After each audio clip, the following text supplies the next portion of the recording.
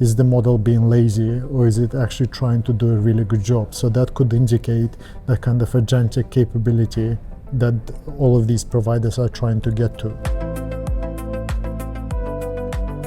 When we want to test the models on coding capabilities, what's really useful is to come up with the types of prompts that really help us differentiate between models, that are really hard enough so we can let the best model shine. In this example, we've got coral reef, we've got really different ways for the models to show their capabilities. But we also don't want to make it too hard. If you're asking it to recreate a Red Dead Redemption game, it's just not going to work, and then you end up with nothing useful. So we need to find that balance.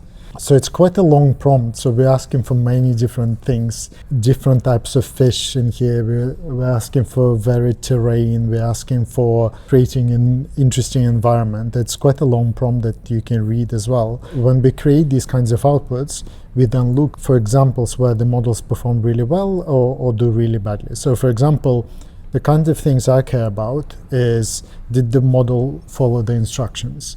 If it didn't render coral reefs in any particularly interesting way, or it skipped on a certain aspect of the prompt. In this case, if we were to dig into the details of this, of the visualization that was created, we can see that, for example, Claude Opus 4.5, actually non-thinking version is my favorite output here, is that we've got really varied coral reefs, we've got really varied colors in here, we've got really varied shapes. But if I look a Gemini 3 Pro output here, it does feel like it's a little bit lazier, where we've got coral reefs are of a similar shape, they're not differentiated by color. If I look at the fish, they're all kind of little triangles. So it really felt like the model just did the bare minimum to just kind of tick the box. For me, in that particular instance, that's another thing that I'm looking for, is the model being lazy, or is it actually trying to do a really good job? So that could indicate the kind of agentic capability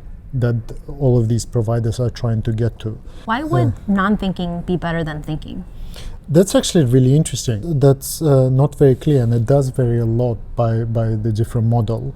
And while on the code arena we do have thinking models slightly above the non-thinking model, there are actually a few examples where we do see the non-thinking model creating quite good results. But then if we look at the jet ski example, where I really like the thinking version of Opus 4.5, where the actual jet ski rider is actually really high quality, very high fidelity. So there could be one example where the thinking model really took its time to really develop that character. But it's definitely quite close. In Opus's example, we do see that the non-thinking model performs really well. But if you look at other models such as GPT-5 models, the thinking setting really makes a big difference. So the low thinking models don't perform anywhere near as well as the high thinking models. So in this example here, what's that, a Colosseum? Yeah, it's a Roman city. We're asking for a few different things in here. So Colosseum is the central feature that you will see. But if you dig into the prompt, we're asking for a bunch of different things, and there are a few different functionalities as well. In that example, which one is better? Sorry, between the thinking and non-thinking. Yeah, I think visually what jumps out at you is that the non-thinking model is brighter. So it's visually, I think, more attractive. But if we look at the thinking model, in here we can see the different activities, different actual functionalities that it is doing pretty well. So, for example, we've got the sea battle in here. If you click on the top left button in here, there's actually demonstrating a sea battle inside the Colosseum. And I thought that the thinking model did that particularly well. Yeah. So there could be some details where actually, if you really dig into it, there could be some extra details where the thinking model will perform better. So the reason why we care about this is not because we care about the quality of the sea battles exactly, but we're trying to mimic the different complex tasks that you might encounter in your own coding requirements. So it could be some more niche requirements that you really would care about, but are not very visible. So when you are digging into the details, you can see that some models do a lot better, and they take time to get the details right. And then if you look at the Gemini 3 Pro in here, while the details are actually really impressive of what it has created, and we can see the sea battle in there, which is really quite high quality. I would downgrade the quality of it just because it created this kind of smoky scene and the light is not very good. It's actually quite hard to see what is actually going on. But if we were to correct for that, it could be that Gemini's output would be better. But I think a lot of people would actually not vote for the Gemini output. It just depends exactly what you care about in here. But and in the visual task, we do care about the visual representation more.